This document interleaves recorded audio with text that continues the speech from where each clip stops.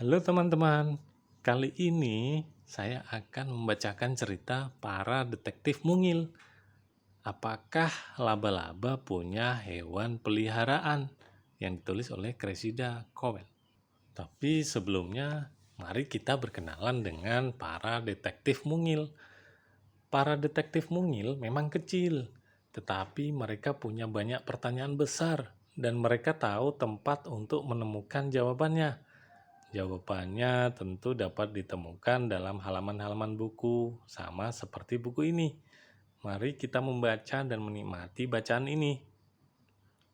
Di sini ada ayah, ada ibu, ada tiga, ada si kumbang, ada Bo, dan ada Oli.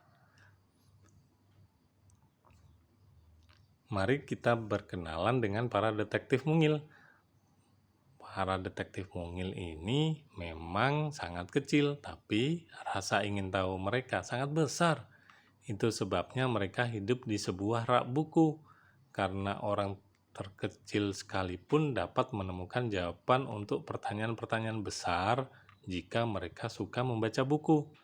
Persis seperti yang selalu berhasil dilakukan oleh para detektif mungil.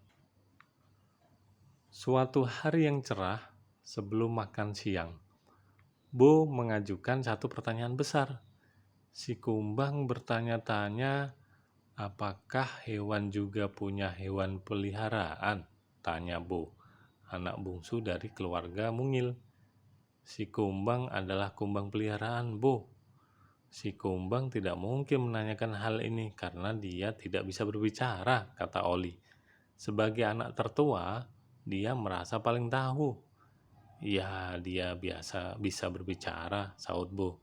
Ya bisa, kalau kamu menggunakan bahasa si kumbang. Konyol sekali, tentu saja hewan tidak punya hewan peliharaan, balas Oli. Hanya manusia yang punya hewan peliharaan.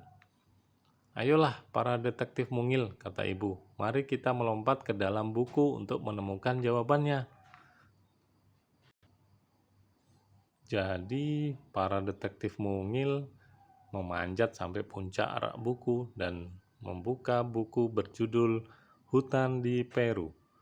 Ibu pun mengikat benang merah di sekeliling pinggangnya. Tujuannya adalah supaya mereka bisa keluar dari buku setelah petualangan mereka berakhir.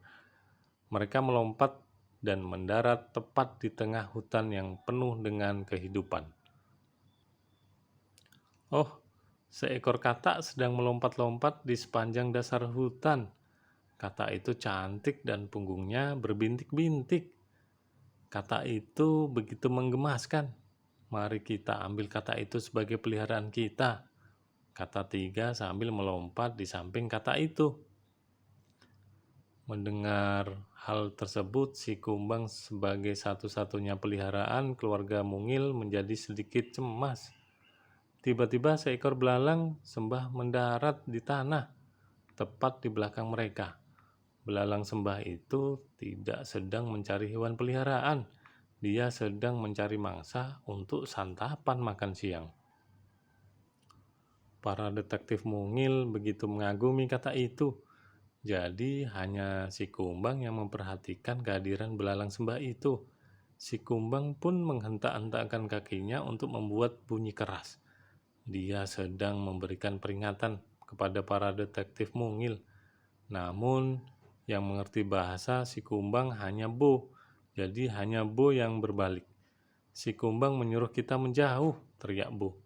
Ketika belalang sembah itu terbang untuk mengejar si katak, para detektif mungil pun melarikan diri.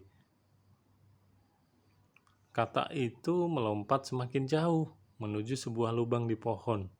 Ketika 1, 2, 3, 4, 5, 6, 7, 8 kaki berbulu satu persatu keluar dari lubang di pohon itu.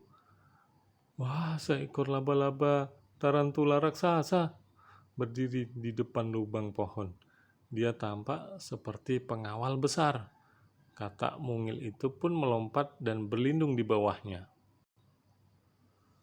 Begitu melihat tarantula, belalang sembah pun segera terbang dan pergi. Wah, kata Oli sambil terkagum hewan peliharaan tarantula. Tarantula tidak seseram yang dikira orang, kata ibu.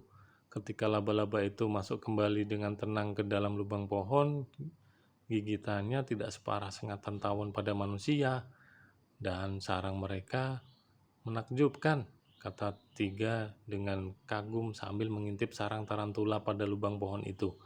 Tarantula menghiasi sarangnya dengan anyaman sutra perak.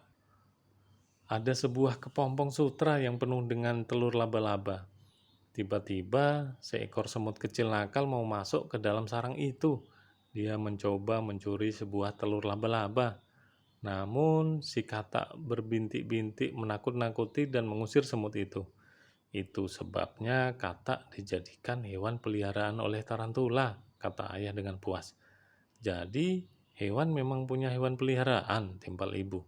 Satu pertanyaan lagi terjawab. Dan kamu memang mengerti bahasa si kumbang. Oli akhirnya mengakui, maaf, aku tidak percaya kepadamu.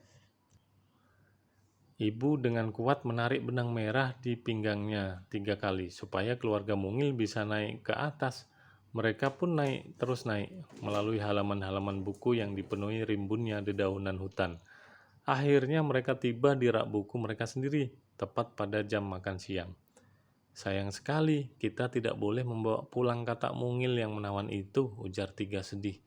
Si kumbang menggerak-gerakkan kakinya, tetapi hanya Bo yang mengerti maksud si kumbang. Si kumbang sangat senang karena katak itu tetap tinggal di hutan. Jadi, dialah satu-satunya hewan kesayangan dalam keluarga mungil. Sampai di sini ya ceritanya teman-teman. Yuk kita cari dan temukan, dapatkah kalian menemukan si kumbang yang bersembunyi di balik hutan? Di mana aja si kumbang? Nah, ketemu ya. Nah, ini mana si kumbangnya? Yang ini deket bunga. Ya, itu si kumbang di dekat bunga. Terima kasih ya teman-teman. Jangan lupa subscribe, like, dan komen. Terima kasih.